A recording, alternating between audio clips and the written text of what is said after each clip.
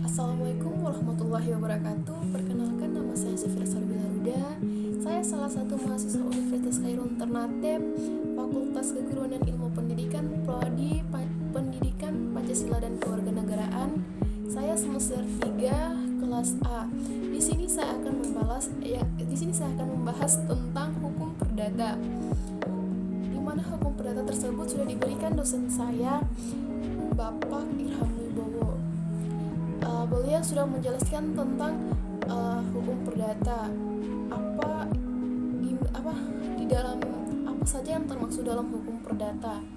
Di sini saya akan membahas tentang sumber-sumber hukum perdata. Sebelum saya masuk ke sumber-sumber hukum perdata, saya ingin memberikan pengertian tentang hukum perdata. Hukum perdata itu adalah ketentuan-ketentuan yang mengatur hak dan kewajiban seseorang dalam masyarakat. Hukum merupakan alat atau seperangkat kaidah, sedangkan perdata merupakan peraturan hak, harta, benda, dan suatu yang berkaitan dengan benda hukum. Mungkin itu. Di sini saya akan masuk kepada sumber-sumber hukum perdata, di mana sumber-sumber hukum perdata itu terbagi atas 4. Yang pertama KUH Perdata, yang kedua traktat, yang ketiga jurisprudensi, yang keempat kebiasaan.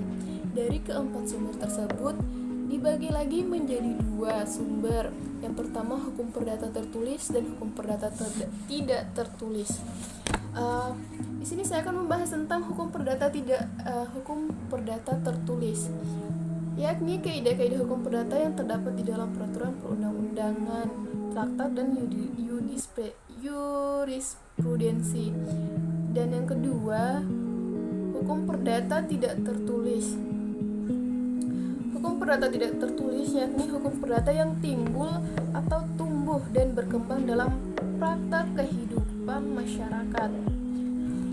Sedangkan subjek hukum dibedakan menjadi 2, yaitu manusia dan landasan hukum. Dan badan hukum. Di sini saya akan membahas manusia. Manusia sama dengan orang karena manusia mempunyai hak-hak subjektif dalam kewenangan hukum. Sedangkan badan hukum adalah kumpulan orang-orang yang mempunyai tujuan tertentu, harta, kekayaan, serta hak dan kewajiban.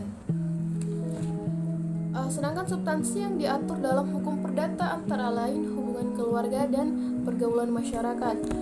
Di dalam hubungan keluarga akan menimbulkan hukum tentang orang dan hukum keluarga, sedangkan pergaulan masyarakat, dalam hubungan pergaulan masyarakat akan menimbulkan hukum harta kekayaan, hukum perikatan, dan hukum waris. Dari berbagai paparan saya tersebut, hukum perdata yang saya jelaskan tadi dapat ditemukan unsur-unsurnya, yaitu adanya kaidah hukum. Yang kedua, mengatur hubungan antara subjek hukum satu dengan yang lain. Yang ketiga, bidang hukum yang diatur dalam hukum perdata meliputi hukum orang, hukum keluarga, hukum benda, hukum waris, hukum perikatan, serta hukum pembuktian dan kadaluarsa. Pada dasarnya hukum perdata tertulis itu dapat dibedakan menjadi 2. Yang pertama sumber hukum material dan yang kedua sumber hukum formal. Kita bahas sumber hukum material. Sumber hukum material adalah tempat dari mana materi hukum diambil, misalnya hubungan sosial, kekuatan politik, hasil penelitian ilmiah, perkembangan internasional, dan keadaan geografis.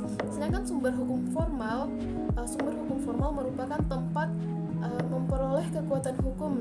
Ini berkaitan dengan bentuk cara yang menyebabkan peraturan hukum formal itu berlaku. Traktat adalah suatu perjanjian yang dibuat antara 2 negara atau lebih dalam bidang keperdataan, terutama erat kegiatan dengan perjanjian internasional. Contohnya, perjanjian bagi hasil yang dibuat antara pemerintah Indonesia dengan PT Freeport Indonesia. Prudensi atau putusan pengadilan merupakan produk yudikatif yang memberi yang berperkara, terutama dalam perkara perdata. Contohnya HR 1919 tentang pengertian perbuatan melawan hukum. Dengan adanya putusan tersebut, maka pengertian melawan hukum tidak menganut arti luas tetapi sempit.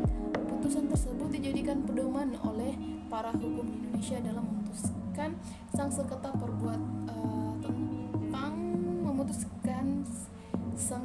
perbuatan melawan hukum. Mungkin itu penjelasan sedikit